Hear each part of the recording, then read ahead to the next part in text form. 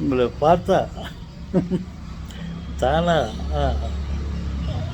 மகிழ்ச்சி பொங்கி முகம் மலர்கிறது. சூரியனை பார்த்தவுடன் எப்படி மலர்கள் மலர்கிறதோ அந்த மாதிரி.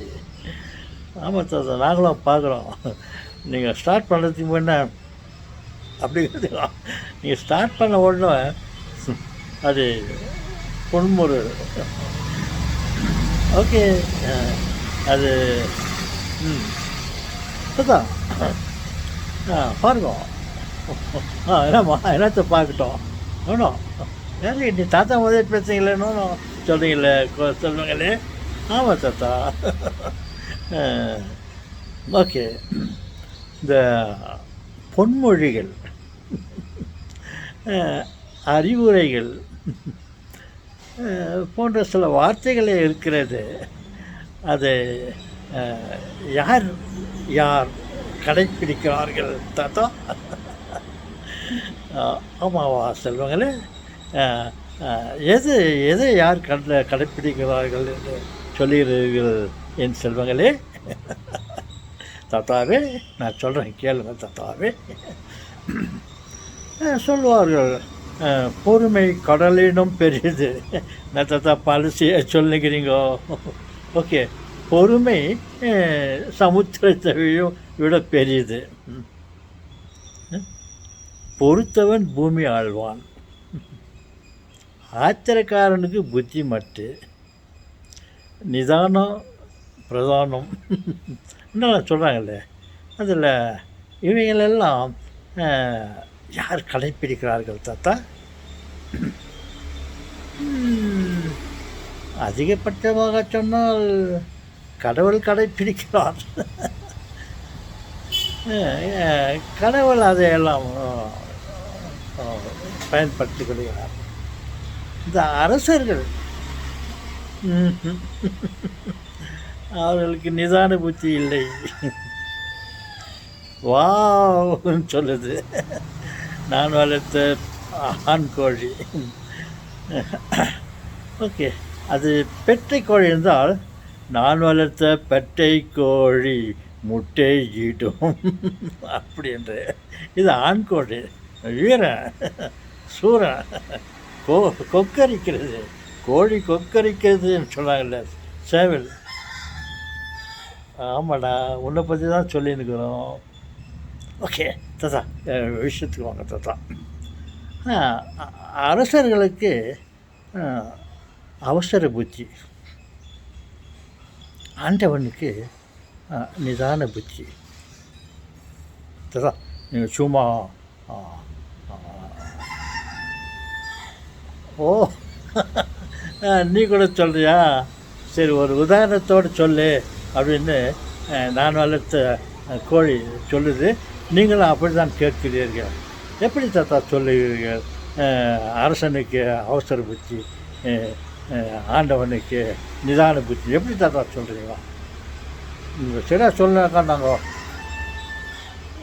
இருமா 2 பேரும் என்னை உயிரை எடுக்கிறீங்களே. நான் இந்த சமயத்தில் நான் பொறுமையாக இருக்கணும். அப்போ தான் நானும் ஆண்டவனை மாதிரி அவசர புத்தி இருந்தாக்கா சரியில்லை. சரி சொல்லிடுறேன். பாருங்க, அரசன் அன்றே கொள்வான்,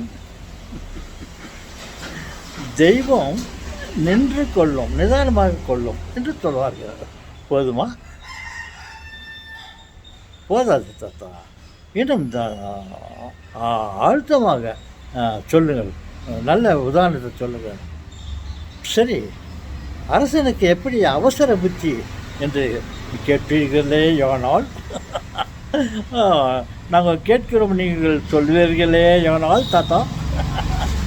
கேளுங்கள், கிடைக்கும், தருகிறேன். என்னவென்றால், கோவலனை பாருங்கள். கண்ணகியின் கணவன் கண்ணகியின் கணவன் கோவலன் இல்லை? ஓகே, அவன் தவறு செய்யவில்லை, அவன் களவாடவில்லை. இந்த அவசர புத்தி அரசன் என்ன செய்தான் தெரியுமா? ஓ, இவன் களவாடி விட்டான், இவனை தூக்கிலிடுங்கள் என்று அவசர புத்தியால் அந்த அந்த உத்தமனை கொலை செய்து விட்டான். ஆனால் ஆனால் ஆண்டவன் அப்படி இல்லை, நிதானமாக பொறுத்திருந்து தண்டனை கொடுப்பான். அதிலும் நம்ம மன்னிப்பு கேட்பால் அதையும் பொறுத்து கொள்வான். ததா நீ உங்கள் கூட ஒன்றும் பேசுகிற மாதிரி இல்லை தாத்தா. கோவலனை கொன்றானே அரசன், உண்மையிலேயே அவனுக்கு அவசர புத்தி. அவன் சரியாக விசாரிக்காமல் அவனை கொன்று விட்டான். பிறகு கண்ணகி வந்து என்னுடைய கணவன் கல்வன் இல்லை, இதோ பாருங்கள் இந்த சிலம்பு, உங்களுடைய சிலம்பு, என்னுடைய சிலம்பு, இதில் முத்து இருக்கிறது, அதில் முத்து இல்லை. ஆனால் ஏதோ ஒரு இதை உடைத்து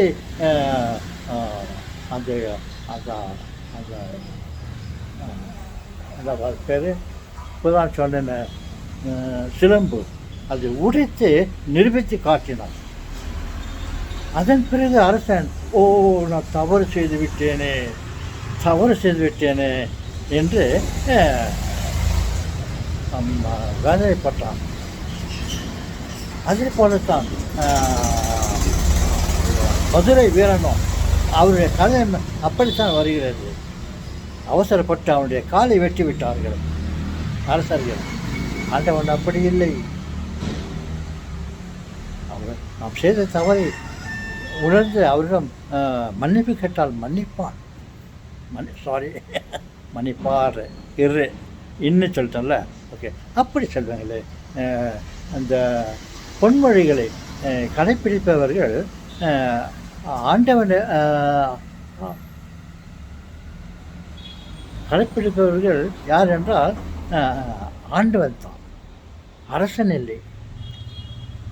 பாருங்கள், அவசர புத்தி. தன் மனைவியுடைய சிலம்பை இவன் திருடி விட்டான், கோவலன், இவனை கொலை செய்யுங்கள் என்று உத்தரவிட்டு விட்டான். அப்பொழுது கண்ணகி வந்து, பாருங்கள், இது என்னுடைய சிலம்பு, இந்த இருக்கிற 2 சிலம்பில் ஒரு சிலம்பை தான் நான் கொடுத்து இது போய் வெற்றி விட்டு வா என்று நான் கொடுத்து அனுப்பினேன். அவன் விற்க போகும்போது நீங்கள் அவனை பிடித்து விட்டு, ஓ, இது என்னுடைய மனைவி ராணியின் சிலம்பு, இவன் இதை களவாடி விட்டான், இவனை கொன்று விடுங்கள் என்று அவசர புத்தியால் இந்த மாதிரி தண்டனை கொடுத்து விட்டான். தண்டனை கொடுத்தவில்லை, கொலை செய்து விட்டான்.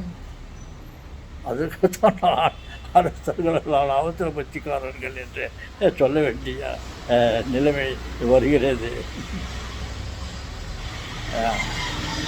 பாருங்கள், அவள் 2 சிலம்பில் ஒரு சிலம்பை கொண்டு வந்து அதை உடைத்து காட்டினான்.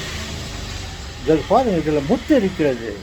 நீங்கள் என் கணவன் களவாடினான் என்று வாங்கி வைத்து கொண்டிருக்கிறீர்களே, அந்த சிலம்பையை ஒடித்து பாருங்கள். இன்னொன்று, அரசன், ஓ, பெண்மணியே, நீ என் மீது குற்றம் சாட்டுகிறாயா? நான் அவசரப்பட்டு கொலை செய்து விட்டேனா? பாருங்கள், இந்த அண்ணன் அவன் கையில் கோவலன் கையிலிருந்து பொடுங்கின சிலம்பை உடைத்தான்.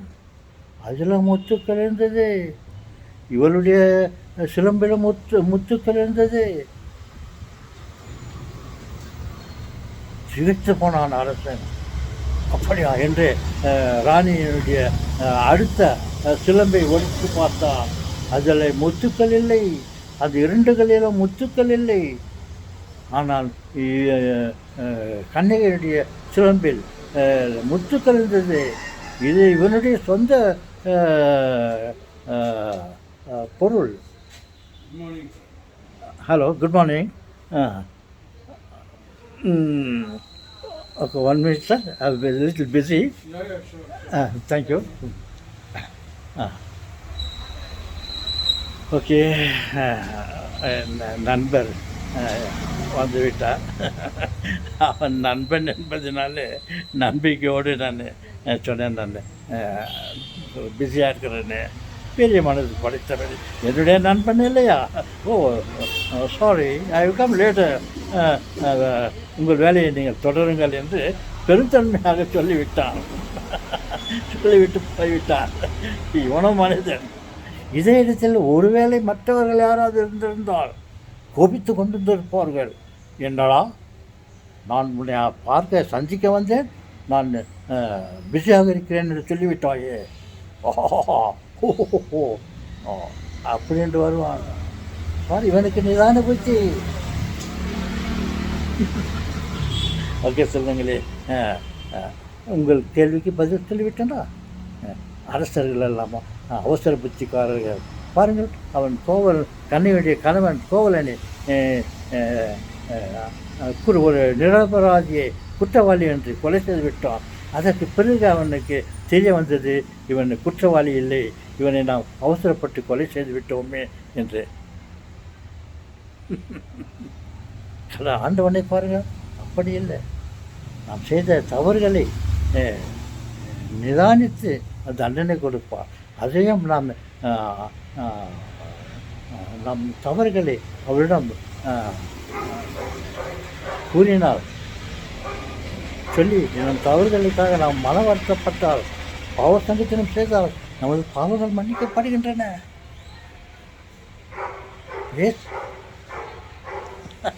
வான்னு கருவல் சொல்கிறாரு. தாத்தா, நாய் தாத்தா, நீ போய் கருவல் என்ற டாக் தாத்தா. உங்கள் கண்ணுக்கு அவை அது டாக், என்னுடைய கண்ணுக்கு கடவுள் காடு. நீங்கள் சொன்ன நாய் டாக்ன்றது வந்து திருப்பி போட்டு பாருங்கள், காடுன்னு வரும். ஓகே தாத்தா, என்ன தாத்தா நீங்கள் உங்கள்கிட்ட பேசுகிற மாதிரி இல்லையே தாத்தா. உங்கள் இந்த ஏர் ஸ்டைல் ரொம்ப நல்லா இருக்குது தாத்தா. தொப்பி எல்லாமே நல்லா இருக்கிறீங்களே தாத்தா. இதை தொப்பி போடுங்க பார்க்கலாம்.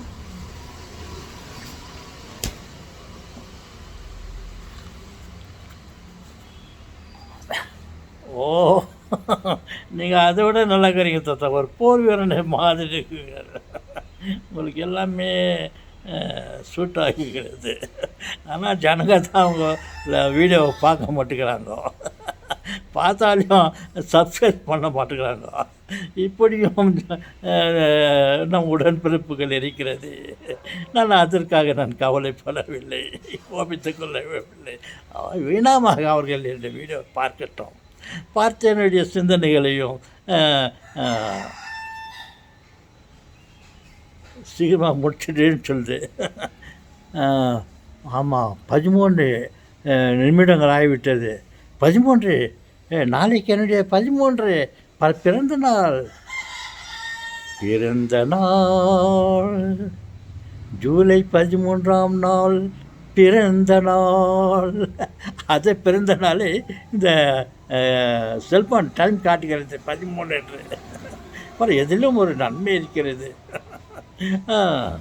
ஓகே.